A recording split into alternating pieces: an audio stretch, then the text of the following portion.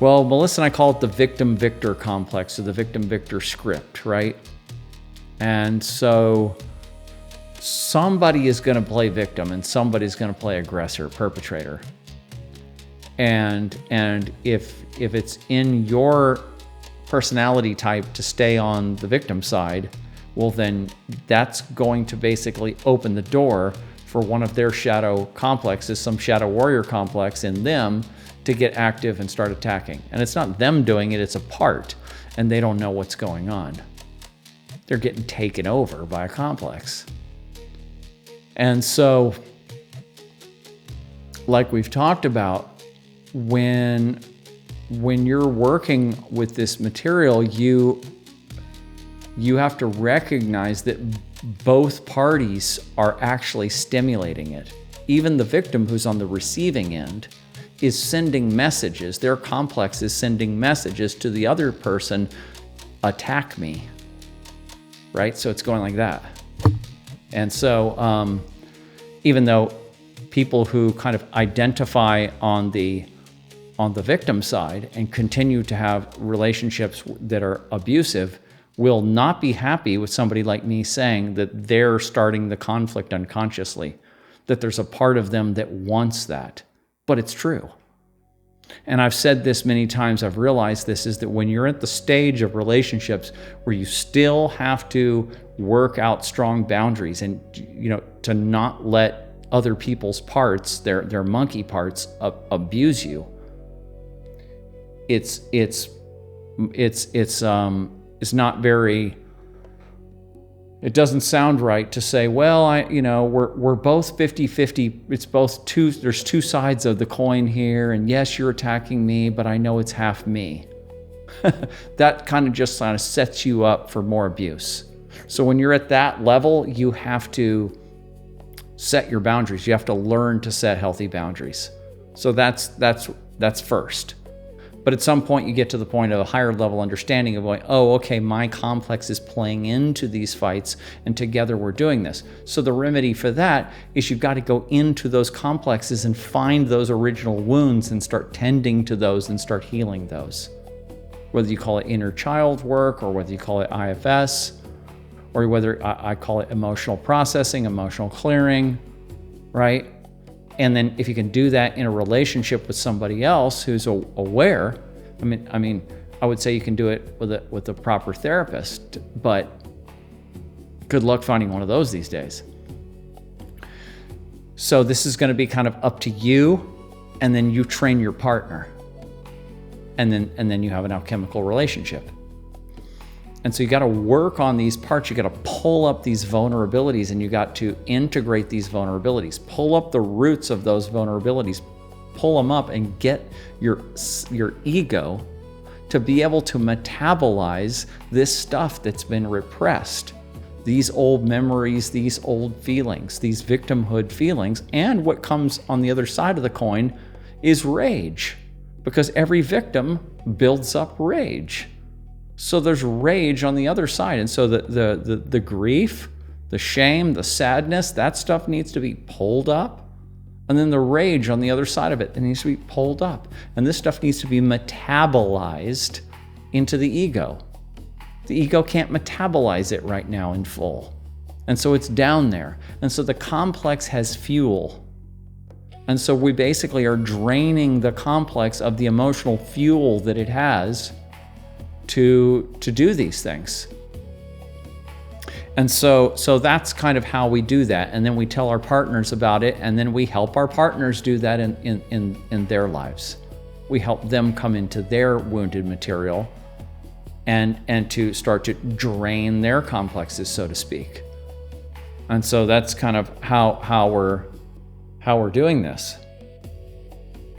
Right, it's an autonomous complex taking over. Right, where is this coming from saying attack me? I want to understand when I started feeling I deserved that, I suppose. Yeah. Is it the rage in me that's asking to be attacked so I can find the parts that got dissociated? No, I wouldn't say it that way. It's the complex structure. Look at Israel-Palestine, right? It's like, if you look at it from the point of view of an autonomous complex that lives in the field between both of those ethnicities, between both of those peoples, right? You can see that there is an autonomous system, a nodal network, I've been saying lately, a nodal network of the collective psyche, shared in the psyches of all the people, that is addicted to the rage and the pain, right? Now, your ego hates rage and pain. It doesn't like it. It's like, that's why it's shadow material to the ego. The ego dissociates and walls that off. And so the ego places a membrane, a wall, a dissociative wall, and then all the rage and pain, the grief and all the shadow stuff lives down underground.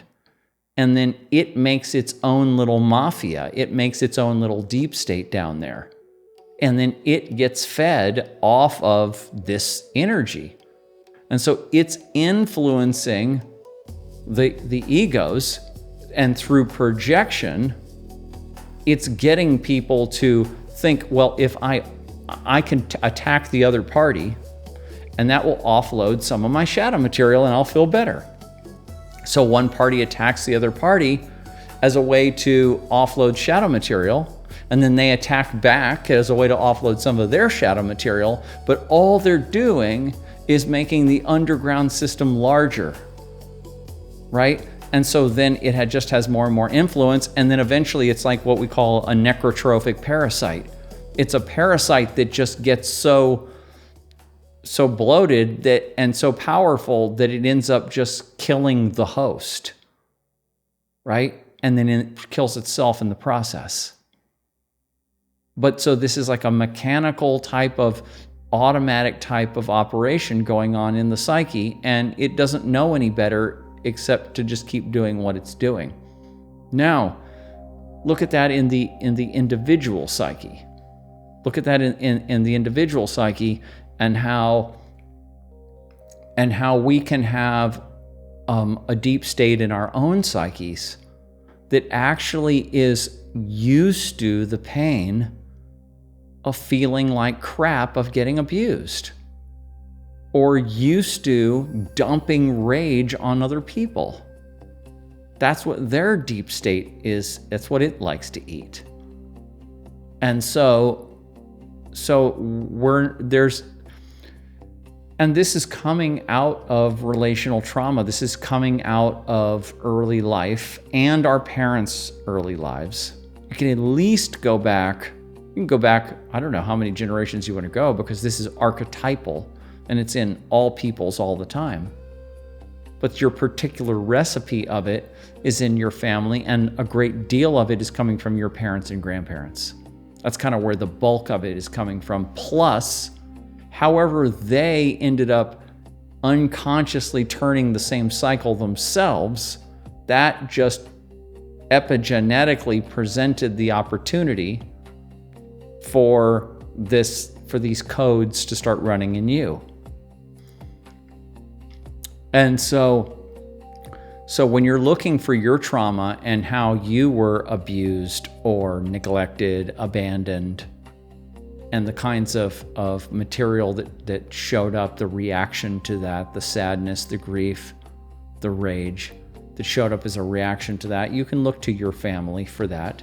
But you kind of if you can't find a huge amount of it in your own family, you have to look back another generation and see, oh, I see, it's kind of compiled. And it kind of maybe skips generations maybe or something, and it kind of just gets compiled. We don't really understand how it works. We can just kind of look at it generally and go, yeah, it's working something like that. So now you have a complex or multiple complexes, just like I do, just like Melissa did, just like how everybody else does, that are basically have a diet of this shadow material, and then they direct they influence other complexes, and they basically get involved. And that's why I love using as above, so below, and I love using the metaphor or the lens of politics, geopolitics, and all of that, because that just shows you, they talk about the deep state, the shadow government, and you have complexes, the military industrial complex and the pharma government complex and the media government you have these complexes, and they all kind of work together, and they just keep on feeding the people all the junk that they need to see and hear to keep the complexes fed. And all that ends up doing is just dumbing down and poisoning and killing the people, sending their sons and daughters to war, and it just hurts the people, while the unconscious complex, gets more life, while the deep state gets more life. Well, the same things, this is how you know it's true. When you can use as above, so below, and you can see, oh, I see that system out there. I see it clearly because it's out there, so you can see it. It's hard to see what's in here, but you can see what's out there. And once you see what's out there, and then the very fact that you're tuned into it means that you're on it. Now you just turn it around and go, how is that in me?